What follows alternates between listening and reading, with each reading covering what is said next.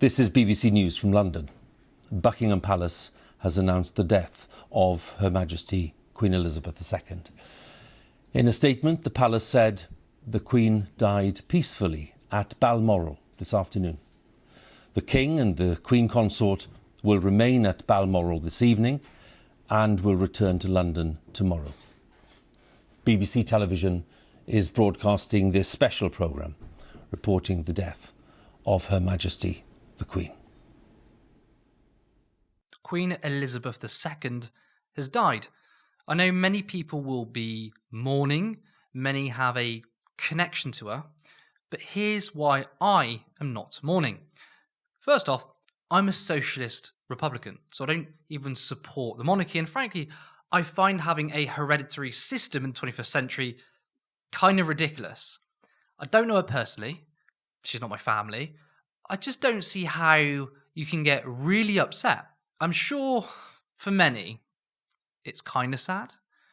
But some of the reaction is like they've lost their own family member, and I think it's just over the top. And I don't think it's particularly sad anyway. She died at the age of 96, living a full and extremely privileged life. Hardly a tragedy. Now, there's a lot of BS takes out there, which I'm not going to let slide.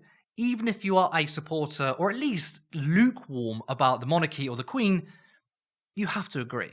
Many pundits exclaiming that the Queen represents all that is great from our nation, and by extension, the monarchy. No, that's not true. The opposite is actually far more accurate. The monarchy represents privilege, inequality, in which they made their mass wealth from colonialism, stealing from poorer nations, especially nations of colour.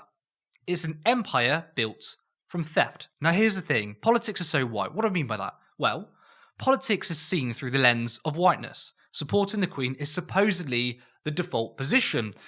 Tell that to those whose ancestors were murdered by the royals and the empire. There are many who find the monarchy disgusting, as do I. And whilst you may not agree, you have to admit that this position is based on legitimacy. If your birth nation, if your ancestors' nation was enslaved, murdered, and then all of the resources were plundered, then how can you think any different? But as I said, politics, in this country anyway, is incredibly white, yet making this point is controversial. Now, we can't talk about the monarchy without seeing the extraordinarily normal responses from the country, including the media elite. Some are pretty hilarious if you ask me. Now, there's a video from 2 days ago, and it must have been a few hours after the Queen's passing, where a crowd sang, "God Save the King." God save the King, send him victorious, happy and glorious, long to reign over us. God save the King. I mean, that is ultimate boot lickery going on there. They all look the same. Public school Tory poshos. Of course, the monarchy is not coal. But we have more. This is Tracy Crouch, a Tory MP, with the most unbelievably cringe speech in the Commons. Take a look. Mr. Deputy Speaker, last night, as we sat as a family and watched the news break of her death, tears openly rolled down my cheeks and that of my other half. Our 6-year-old took my hand in his and said, "Don't worry, Mummy. The King will look after us now." He is right. God save the King. Yeah. I'll also file that under did not happen. We also have TalkSport host Tony Cascarino, who heard about the news live, and he said this: "I had Chinese delivered just moments after the announcement. It felt wrong and very disrespectful to eat it, so as a mark of respect, I threw it in the bin." Yes, throwing away food because eating is disrespectful. This is Britain, so it gets worse. The Met Office put out this statement: "We are saddened by the death of Her Majesty Queen Elizabeth II. Our thoughts are with the family and all those affected by this news. As a mark of respect, during this time of national mourning, we will only be posting daily forecasts and warnings. The weather. We cannot hear about regular updates of the weather in respect of Her Majesty. What an incredibly upside down country we live in. Now, unsurprisingly, I've seen many people attack Meghan and Harry, yet I haven't seen a single tweet and pretty much media silence in regards to Prince Andrew. I truly believe this point. Conservatives and royalists genuinely hate a black woman more than an alleged paedophile. And I don't see how you can argue against that. Any controversy regarding Meghan and Harry over the years was met with far more anger and airtime than an alleged nonce. Please try to prove me wrong. Of course, we wouldn't hear any Republican voices in legacy media, especially the BBC, which is a state propaganda outlet. And I tell you what, they certainly didn't hold back.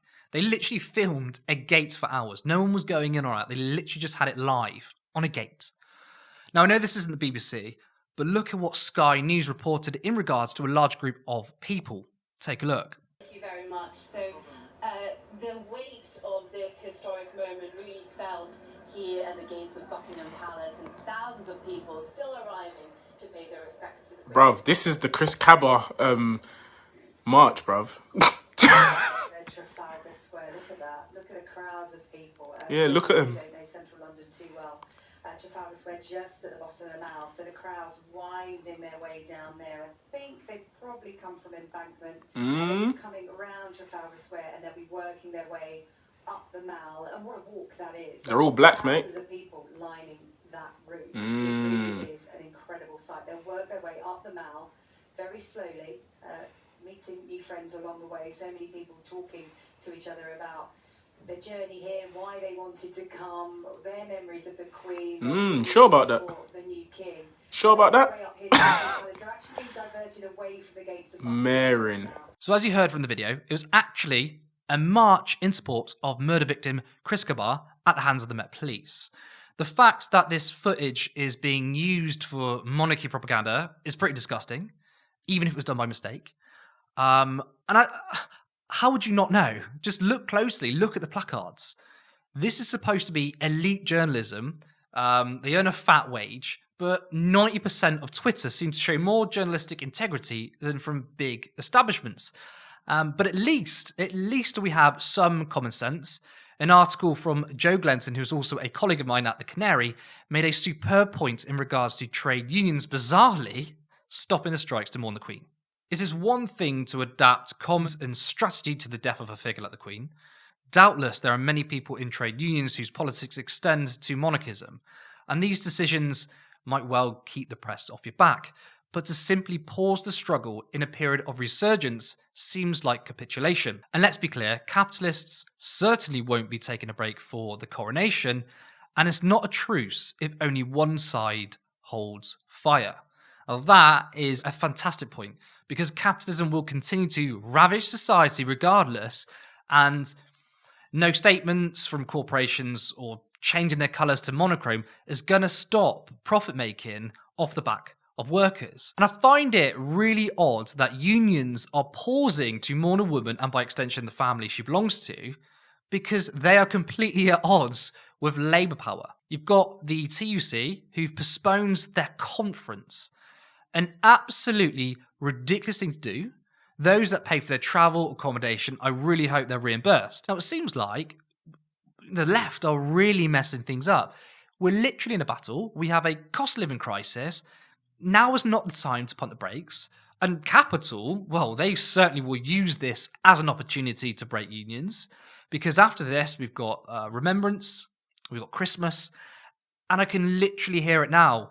There'll be calls to say, well, unions can't go back to striking. Now is not the time. Now, I really want you to see this image. It sums everything up perfectly. A true reflection of modern Britain. 4 white men, 2 who are knights of the realm, and 1 is a literal king sat in a palace.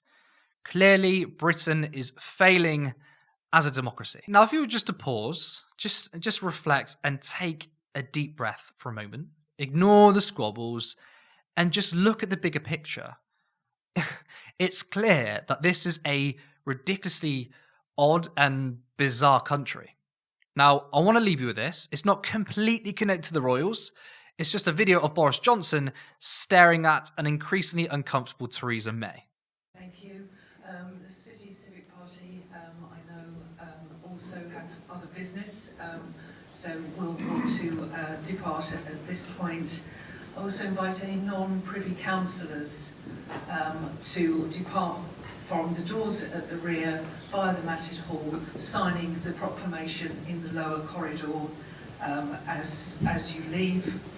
And lastly, may I invite the witnesses to the oath for upholding the security of the Church of Scotland. Turn Left was created just over a year and a half ago, and it started on an iPhone. Now we have a fully fledged studio, but it came at a cost. Now we are appealing to you. In order for us to pay ourselves and to continue to make content just like our new show Normal Island, then please consider donating to our Patreon for just £3 per month. We also ask if you can share this video and subscribe so we can build a real media for socialism.